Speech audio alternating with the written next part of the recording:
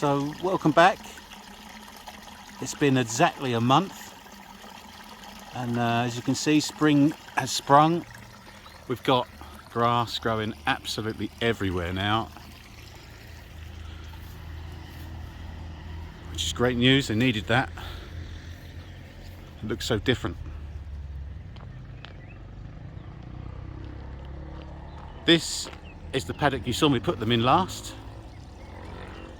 and since then they've moved 6 times, going up to the top of this field by those trees there, and then moving across. You can quite clearly see the distinction between the 2 areas there, and some of the old posts still out, look, into that one there, and they've moved out of that one down over the other side of this dip, just out of view.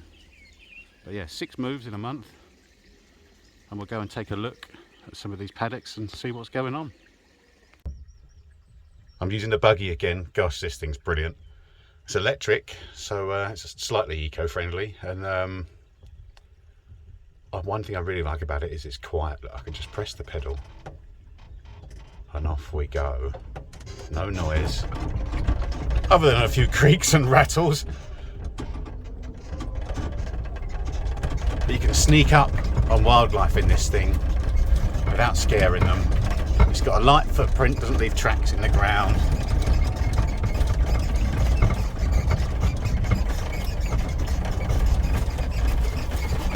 Good bit of kit. This is us looking down onto the first paddock.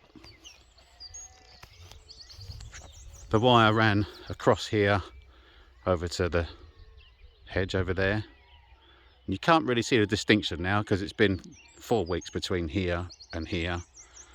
Let's have a better look at the grass. It's coming back quite nicely after 4 weeks. Some nice little flowers, some cow manure, sort of thing you'd expect. We've seen beetles going in and out of this stuff, which is good. Starting to get some flies around now, which is annoying, but we can't do anything about that, unfortunately. And I'm having to use the buggy because the paddock they're in at the moment over here has no water supply, which is really annoying. So I'm having to drag around this water bowser over here. And, oh, the thing just drives me crazy. I mean, you need it. There's no 2 ways about it. But look, I've actually got it stuck in a bog there, and as you can see, look, I've had to expand the fence over to it so that they had a water supply, because I couldn't move the damn thing when it was full of a ton of water on a bog. I mean, that was my fault, but still, it's really frustrating having to do that, and it's a lot easier if you can set up a paddock that has a stream or something to give them water, so you don't have to do it. We're quite lucky here. We have several springs on site, so that bowser can be filled for free, essentially, with, you know, really high quality water. It tastes fantastic, and doesn't cost us a penny. But, you know, if I was filling that, you know, 1,000 litres in there, and they'll drink that in a few days. And it, you know, if you're paying for that, you know, you really have to think about that as part of your costs, because it would cost a lot over the summer. So we try and avoid it and put them in paddocks that have access to spring water. There is a stream running all the way down the other side of the field, which is great. But once I come over to this side with the paddocks that I'm using, there's no way of doing it without a bowser. What I could do is like a strip graze routine, where I make a great big fence that goes right away from that side all the way across to this side, and then bring them down the field, you know, like say a 20-foot patch at a time, and that way they'd have access to the water on that side in every single paddock as they came down.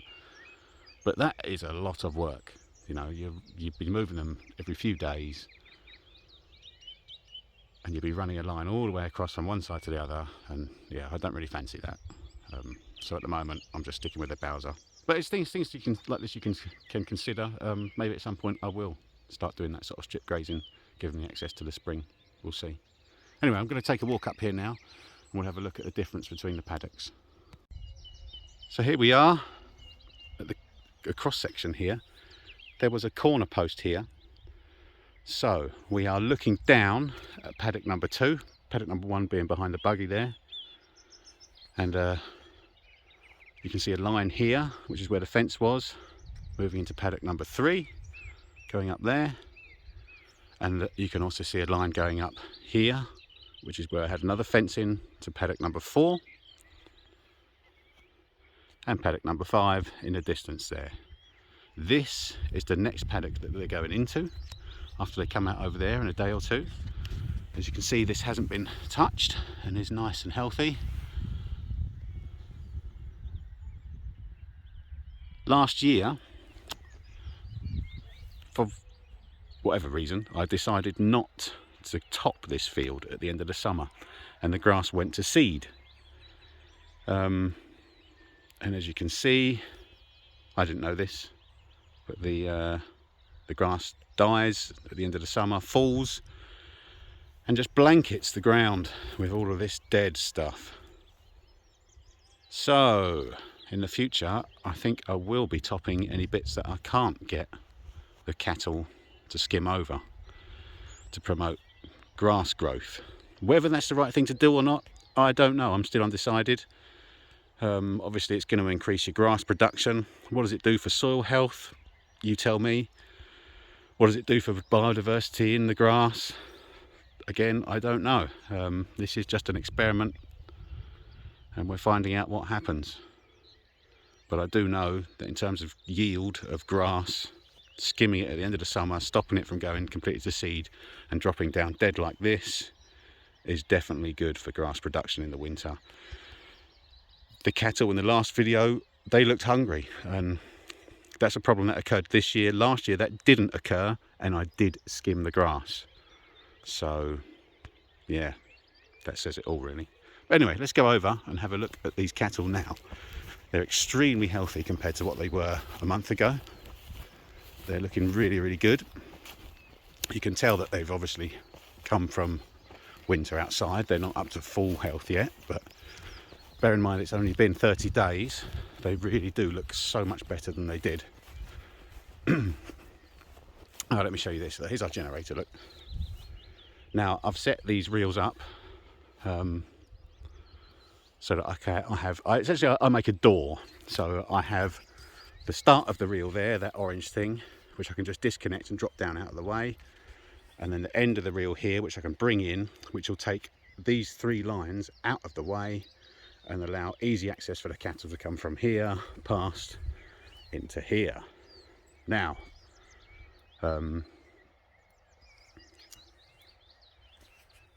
yeah, you don't have to do it like that. That's just the way that I do it. There's 2 reels here because this reel is actually the fence from the last paddock, which I'm using for 1 fence in the new paddock. So I'm using 2 reels for 1 paddock, which is a little bit frustrating. You need multiple reels to do this. But yeah, there we go. Anyway, let's go in and say hello.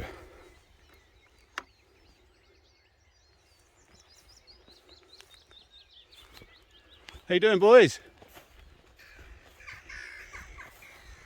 There's the big guy down there having a drink. All that fur gone, look.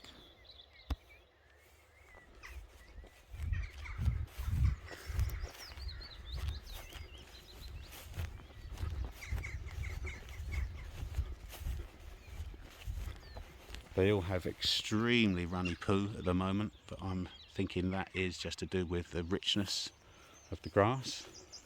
It was the same last year. When you see poo that runny, you do start to worry about fluke and other things, but they've been tested and they're all clear. So it just is normal when they're eating rich spring grass. Hello. How you doing, Quintus? Have a sniff. Oh, you're a good boy.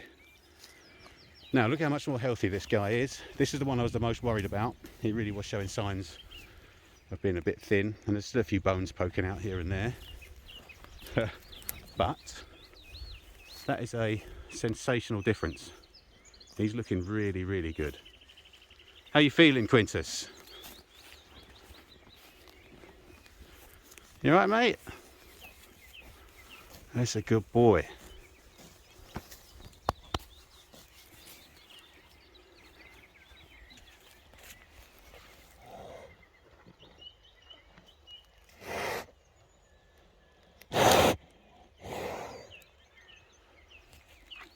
They really are just lovely.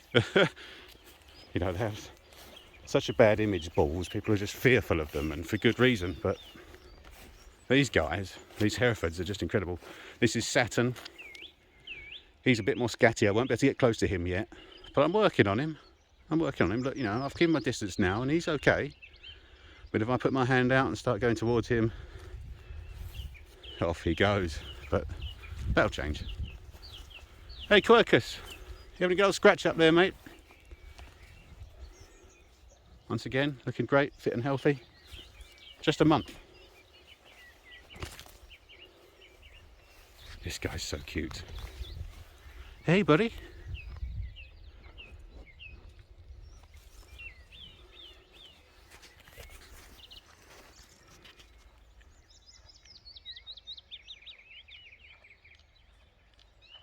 He's about a year old now, this guy.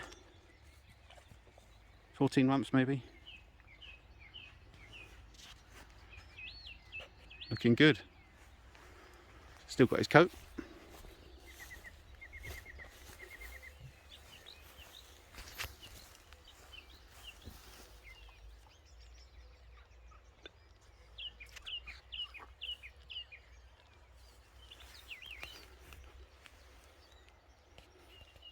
This is a field we seeded at the end of last year, trying to encourage some more bird life, so we planted some stuff to give them some winter food.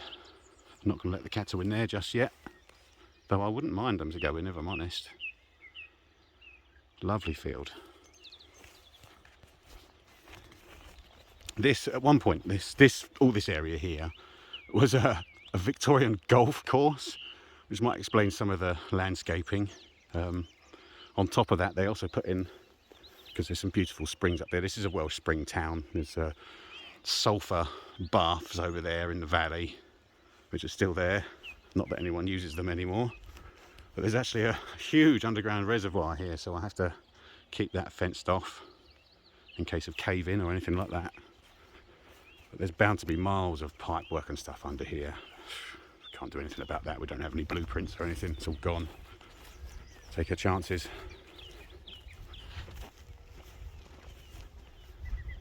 Hello, Quaker. This is the boss man. How you doing? I haven't got any food for you. Have a sniff though. Yeah, you alright? Yeah, you're alright. Look at this difference. Much, much better. And you can see drastically how much of an impact they have on this field. Look at this area here. Overgrown, all sorts of stuff growing in there. Real mishmash. This sort of boggy marshland. And look what they do to it. I mean, this is useless essentially for other types of animals. You wouldn't be able to put sheep in there for 5 minutes. Cattle, on the other hand, ta-da! They love it, these Herefords. Munching it up. They eat the rushes, everything. So, yeah, highly recommended.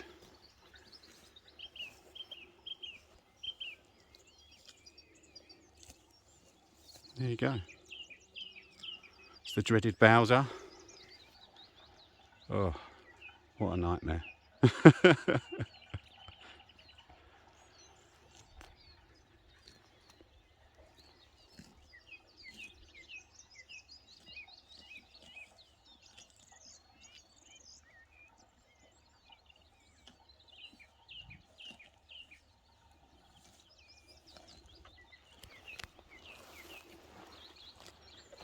This guy on the right is called Rasputin.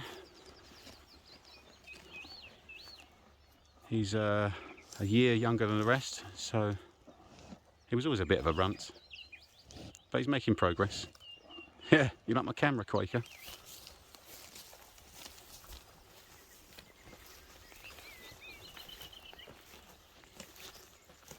We don't know what we're going to do with him yet, Mr. Rasputin, but for now he's just growing and we'll see what happens. We've seen cattle that are runts actually grow into specimens as they age, so sometimes it's just worth taking a chance. Mustn't forget to turn the power back on. Green light.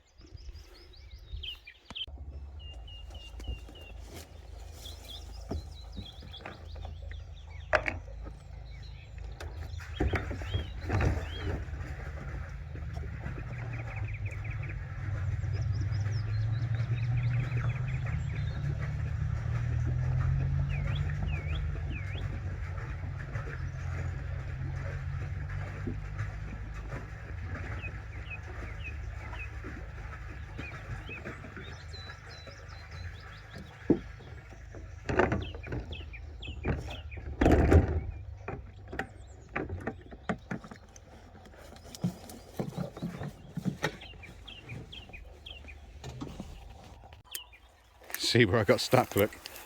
Oops. Four-wheel burnout. But, I mean, you wouldn't know. I mean, the grass just covers all of the water. There it is.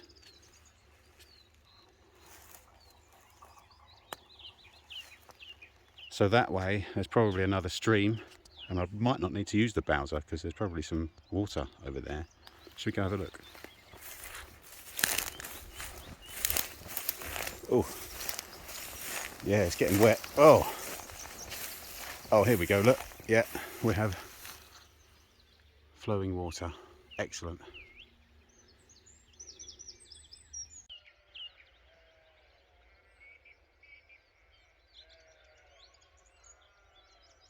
So there you have it.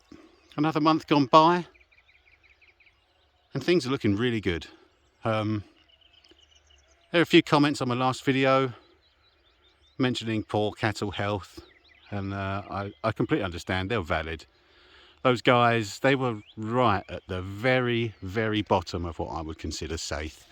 If they'd dropped off any further than that, we would have had problems. So yeah, it's a learning curve. We won't let that happen again. And next winter we'll be ensuring that the fields are better, or the paddocks are rotated faster to compensate for a lack of yield from the fields. But like I said before, I think it was because we didn't top the fields at the end of summer, and they went to seed and just blanketed out any new growth, which is not good. Anyone who can advise me on what to do about that, or whether it's good to top it, etc., I'm happy to talk about that. It'd be great. But yeah, a month's gone by. They've been eating a lot. They're healthy, and it just shows you can leave your cattle outside all winter without putting them in a barn, especially a hardy breed like these Herefords, and they're okay with that. They're absolutely okay with that. We've saved ourselves thousands of pounds on feed. Who wouldn't want to do that? They're healthy. They're not getting ill. You know, they're not having drenches. We're not giving them anything, any medication. They're just eating the land and being healthy. And let's be honest, who wants to have a cow in a barn? No one wants to see that. It's horrible. Let them out. Let them enjoy the world before they have to do the other thing, which we don't like doing to them. They've got a good life out here, and they're lucky, definitely. Not all cattle can have a life like this. So yeah, we're really proud of what we're doing, and we're learning and moving forwards. In the future, we're planning on moving them right up here amongst all of these trees. There's a lot of tree plantation up there, and it needs these guys in it. Perhaps this summer, we'll see. It all depends on water supply and fencing and all the other complicated and expensive stuff. But no, it's looking good. It's really looking good. Thanks for watching.